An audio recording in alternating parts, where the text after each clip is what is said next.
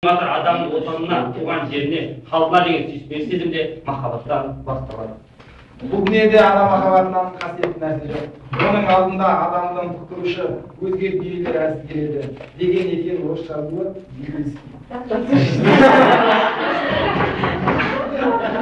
Жер бетіндегі ең әдемі сөз ана. Адам алғаш сөзін де осыдан бастайды. Жер бетіндегі тілдердің бәріне де осы сөз ерекше қастерлі.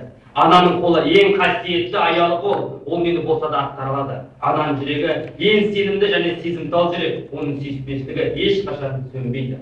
Оның көзден еш уақытта еш нәрсе қалтырыс қалмайды. Сенің анада деген сүйіспеншілігің неғұрлым зор болса, өмірдің де соғұрлым шексіз қуанышқа, шалқар нұрға бөленеді. Алтынай ақылға қош. Әкенің отаны көңілге жол құйып жанынан шаттық сыйлайды. Ендеше әке деген әкем өтін ақтау әрбір баланың қасиетті міндеті. Әкеміз асқар тауымыз, ендеше асқар тауымыздың еңсесі биік болсын дейміз. Лашын қысқа ауа қадірлі, жүрек атқа дала қадірлі, ата-анаға бала қадірлі деген аталы сөз құлақта түрсек, зарығып кеткен перзентті дүниеге келгенде әкенің жай-күйін Мұқағали Мақатаевтың мына өлең жолдарымен көруге болады. Аллам, көрдім бе, көрмедім бе? Тәңірім, бердім бе, бермедім бе? Шырылдаған үннен айналайын, шынымен өмірге келдім. Белгілі ағылшын ғалымы Байрон, өзінің елін сүйе алмайтын адам ештеңені сүйе алмайды деген екен. Туған жер топырағыңнан айналайын, гүліңді және шыққан аймалайын, құшақтап көктемдегі гүлмен келген, жанымда нұрмен сыйлап жайланайын, ауаңа мөлдір таза тынығайын, қуатап жүрегіңнен жылынайын, о туған жер топырағыңды қасиеттеп, тәжім қып саған ғана сыйынайын. Махаббат кітапты бүкіл әлемді. Өмірде ең негізгі, ең маңыздысы осы махаббат саналады. Ол сүйікті жігітке бірге емес, отанға, туысқандарына, достарына деген махаббат. Жалпы адам махаббат үшін жаралады. Өз махаббат Дейді, рас тежі. Махаббат деген сөзді. Махаббат деген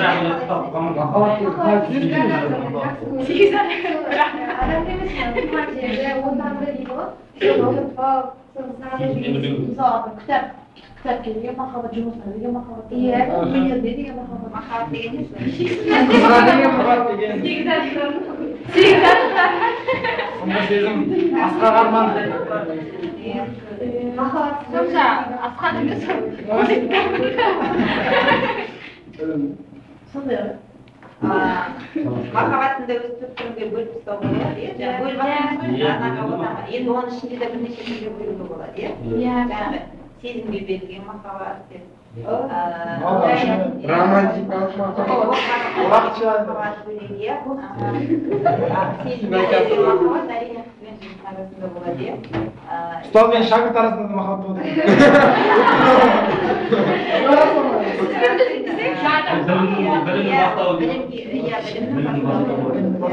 Кейбіреулері мысалға ұстаздарына еліктеп соғысқа сияқты болғысы келеді. Одан кейін мысалға жаңа айттық қой, сезімді білдіретін махаббат деп, негізі барлығы осы махаббаттан басталатын сияқты. Егер ол махаббат болмаса, біз қайдан келеміз? Иә, дүниеге. Яғни отбасы болғаннан кейін, негізі ненің өзі айтып кеткен ғой, мысалға отбасының өзі шағын мемлекет деп. Осы шағын мемлекеттен, яғни өрбейміз мысалға. Содан кейін барып, ары қарай біздің өмірімізді біздің ұрпағымыз қайталайды, иә? Өзі былай айналып жатқан заман ғой, қарап отырсаңыздар. Ертең сіздер де біз сияқты боласыздар, бала шағаларыңыз болады, сіздердің өмірлеріңіз олар қайталайды. Қазір сіздер мысалға болады, иә? Әртүрлі жағдай ата-аналарға байланысты. Сіздер бір жерге жібермей қашып ашуланасыздар, иә? Ренжисіздер. Содан кейін тағы бір жағдай болып қалса, жаңағыдай ренжітіп аласыздар, наоборот, ата-аналарыңызды, иә? Сол кезде сіздер осындай жағдайларда ертең сіздер балалы болғанда білесіздер, неге сүйісті екен деген. Сол кезде өкінетін боласыздар, емес өзі дұрыс демеп қой, міне енді өз басыма келіп жатыр деген сияқты. Ата-анаңа не келтірсең, алдына сол келеді дейді. Сол біздің өміріміз ата-анамыздың өмірін қайталаймыз. Сіздер алған білімді ол кісілерді алды. Сіздер отырған партада ол кісілерді отырды. Алғашқы махаббаттар осы партадан басталды ол кісілердің де сіздер сияқты, иә? Қазір міне сіздердің Апа мен паркта бастадым. қайда бастадыңыз? Паркта. Не деймін паркта? Паркта ма? Ой, О, сағат неше? Бүгін 8-де тамыз Қайда неге бара жатқан жерде театрға ма біреу бара жатқанда бір оқушыны айтқан мұғалім мен неге осы не дейді көрген қызға ғашық бола беремін дейді ғашық бола беремін кім айтқан соны бәріміз ортақ бола беремін деп Дайын шығар. жоқ шынап білемін оны Адам бітті. иә ол енді ол қазір переходной возраст дейміз иә уақыттарыңыз ол тұрақтай алмай жүрген кезегі ғой енді ол ертең Апа переходной Апа переходной істемейді оны.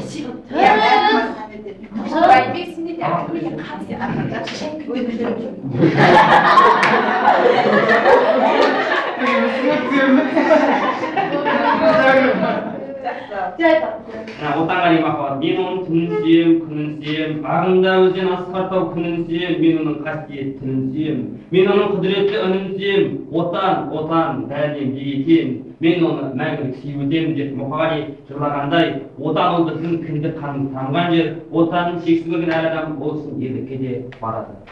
Мына жерде отанға, анаға, атаңа деген махаббат тілдер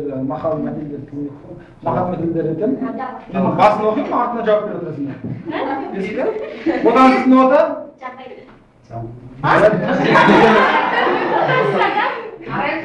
Ананың ізін атаның ізін әркімнің өз жері. Жұмбақ.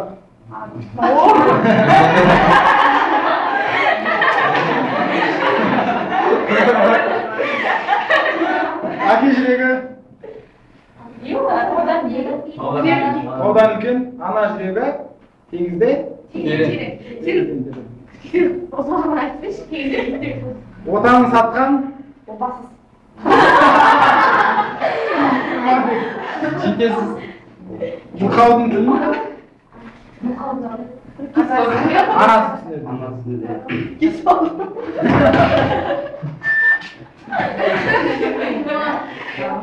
Адамдардың бір-біріне деген ең қымбат сезімдердің бірі достық. Ал адам бойындағы ең қасиеттердің бірі достастар білу. Адамдар қарым-қатынастағы аса бағалы құндылық достық. Дос егіз, дұшпан сегіз демекші тұнып жатқан қасірет мұның тұңғиығына үңіліп, көзге көрінбейтін көре алатын дос нағыз дос. Досым барда биік қорған тұрғандай, түнін жарып онан айын туғандай. Дүниеде сенер досым болмаса, жатардай қақма деді тұрғандай.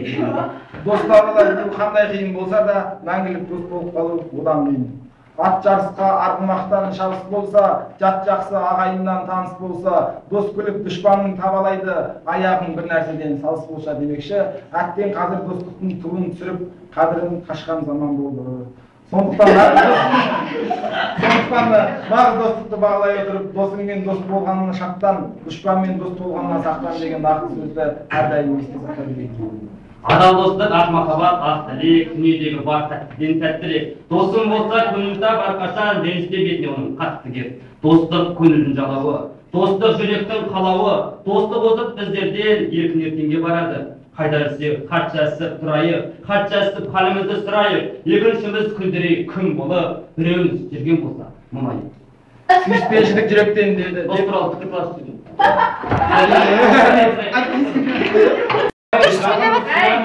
Дінмұхамед сөйлеп жатыр ғой. Өміріндегі кішкене сезімдері, айтып жүрген нәрсе, бірін айтып, сыйласып, айтып өтеді. Назарда сөйлемейтін адамдардан сұратыңдар. Менің ойымша, ол сол адамның алдында өзінің шынайы бетіңді қорқытпай көрсету керек. Яғни ешқандай платформасы да олай айтқанда қажеті жоқ, өйткені досың қандай екенін өз жерге қабылдай алады.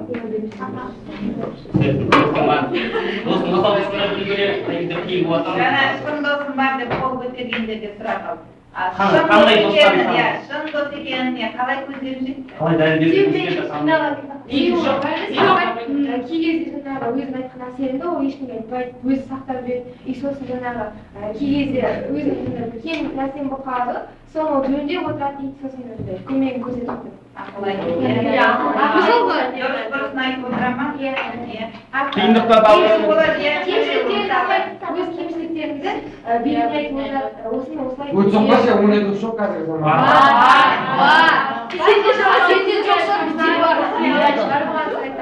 Кейбіреу болады, бетіне өтіріп күледі да, былайша.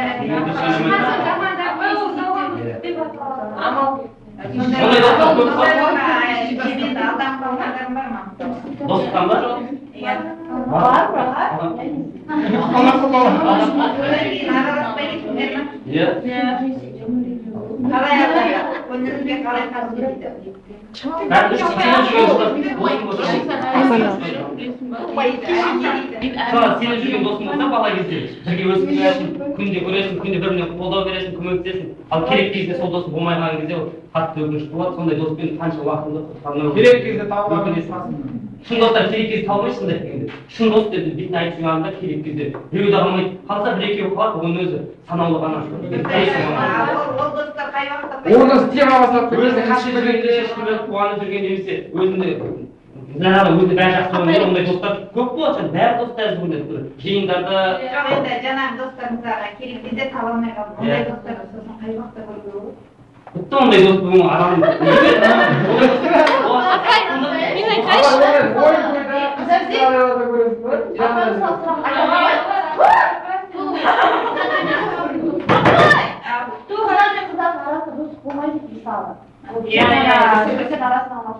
Сол пікірге келісесіз бе?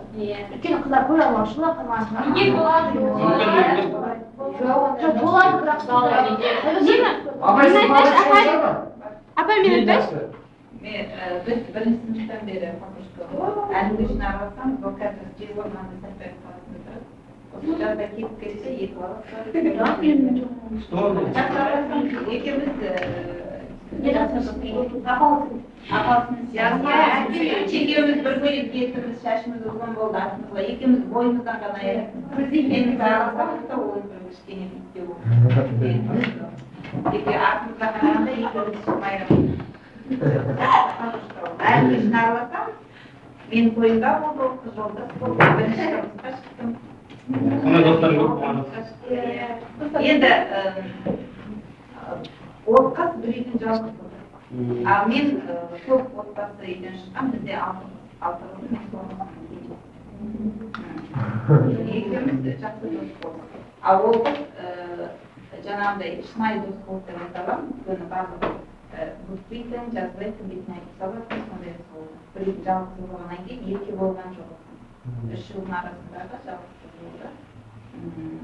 Кейіннен мен тұрмысқа шығып кеткеннен кейін енді мен семей аламын, ол әлі бойда екеуміздің өмірдің екі бөлікке кетеді ғой. Сол уақытта ол бір нәрселерге ұшыраған кездер болды. Өмірдің қисқылығы дейді ғой. Сондай кетіп қалып қайтадан орнына түсіп, қазір міне жақсы. Иә. Содан кейін біз байланыс үзіп қалдық біраз жоқ. Екеуміз екі жаққа кеткеннен кейін.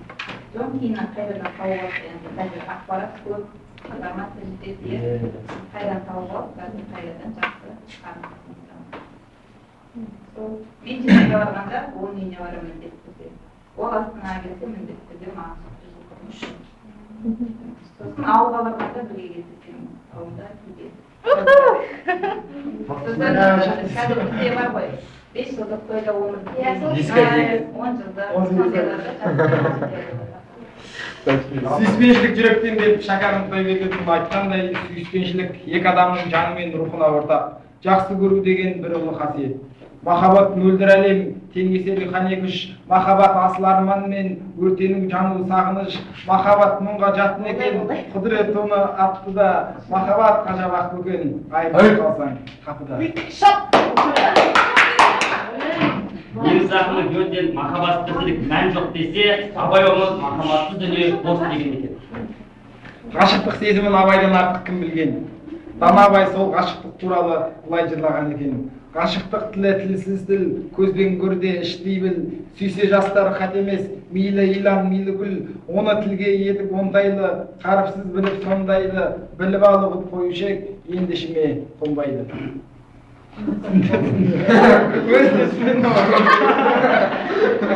Мен сені ұнатамын деген Мен сені ұнатамын, сені ұнатпайды құлатамын. Ғашық бола беретін жүрегімді тағдырыма тағы бір сынатамын. Мен сені ұнатамын, шілдедегі алданшы мұнаршағым, сүю үшін жаралған жаудырмай, сұрма сен жолықтың әлде бақ. Мен сені ұнатамын, жарқабақта жайқалған болаталым, жайнап күліп жасай бер жаз өмірде, мен өзімді өлеңмен жұбатамын. Деп тұрады.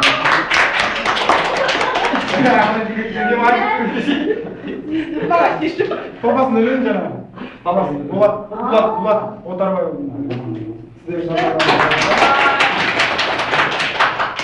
Махаббат бір адамға ортақ сезім. Егер махаббат болмаса, өмірдің мәні де құнды жоқ. Шынайы махаббат күйінің құдіреттілігі сондай мылқауға да тіл білдіріп, соқырға жан береді. Бәрінің бастауы махаббат, жанына нұр сепкен шапағат, еңбектен рахатын сездірген, гүлдерге құлпыртып нұр берген, сәбидің шырағын жандырған, бұлағы мейірін қандырған, шуағы жылытқан жүректі жаңғыртып айтамын қайталап. Бәрінің бастауы махаббат. Бәрінің бастауы махаббат. Махаббат, мен оны анықтай білемін, бәрі де алтыпты жек көру тілегім, өзіңмен бір туған қандастай, махаббат нұрына бөледі жүрегім. Көктем кеп өмір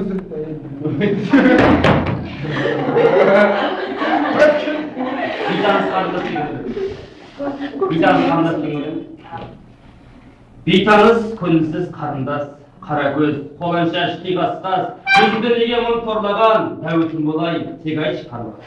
Жүргенін үзгенде жас сұлу, пейіштің бақысы қас сұлу, сендегі сұлық сымбатпен оп-оңай жігітті мас қылу. Ойына беріліп тым қатты, тұрсын сен арайлап күн батты, атымды сұрауға бата алмай, өлеңмен жүрегім тіл қатты. Өзіне тек бақыт тіледім, сұлуды бағалар жігіттін біредім, көркіне ақылым сай туған, жансынау сеземін, білемін. Не деген жұлдызды тым ұқтың, күлсенші, босатшы тізгінін ырықтың, еркеле жадыра жайнашы, жараспасын саған қылықтың. Енді менің бір сұрағыма жауап берсеңіздер өздеріңіз пікірлеріңіз бойынша. Ең алғашқы махаббат қайдан басталады? Барда мектептерін шекен айтты. Мектептен ғой? Мектептен ғой?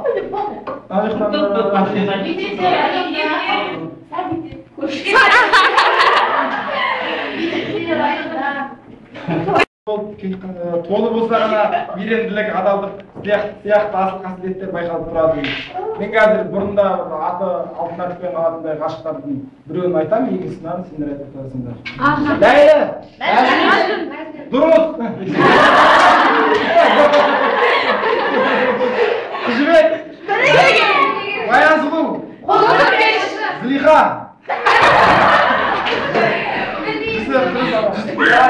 Еңлік!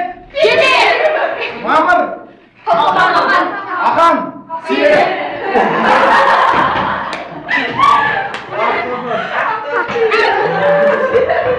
Ширек! Ромая!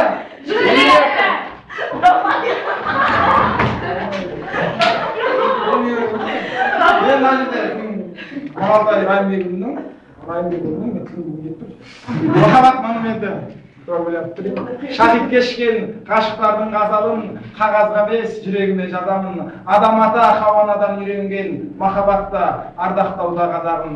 Бірақ мына фәни жалғанда ғашықтар көп жете алмаған арманға, құлай сүйген құлдарына мейірімсіз жаратқан жарлығына таңданба. Баян қалды бір төбенің қасында, қозы жатыр қолын созып қасында, еңлік міне жер астында егіреп төлегені не болып кеткен төгірек, опат болып төлегендей оғлан, Бекежанның көздеп атқан оғынан, бізде сізде жұбатуға дәрмен жоқ, жібек сұлу, жасыңды тый неғылам, сен күбасың, ей қазақтың аспаны, неге мұнды ғашықтардың дастаны.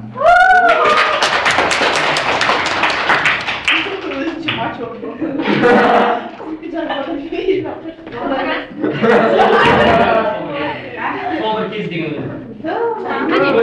Өлеңге айттым. Көрші қыз тұрады, айтып кетеді. Көрші қызға деген махаббат. Иә, махаббат. Роман. Көрші қыз бүгін кездесуге тағы шықпады. Апасы бәлкім жібермей қойды бастады. Бозбала жігіт бозарып қайтты үйіне.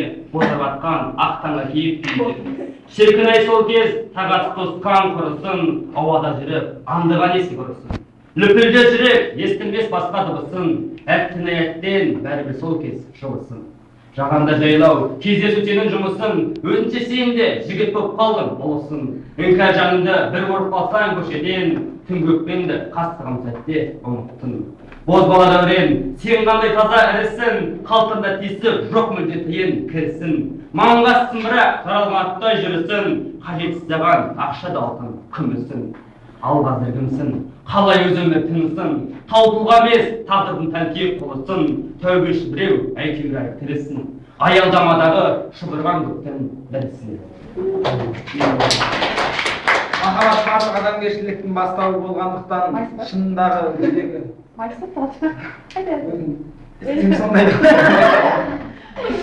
Шынындағы жүрегі махаббатқа толы адамның арқылы да таяз бола алмайды. Себебі махаббат адамды қоршаған ортаны сүюге, танып білмекке жетелейді.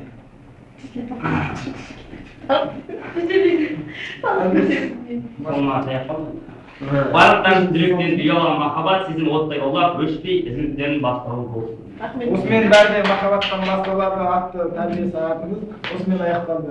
Көріскенше ағайын. Махаббатқа шынайы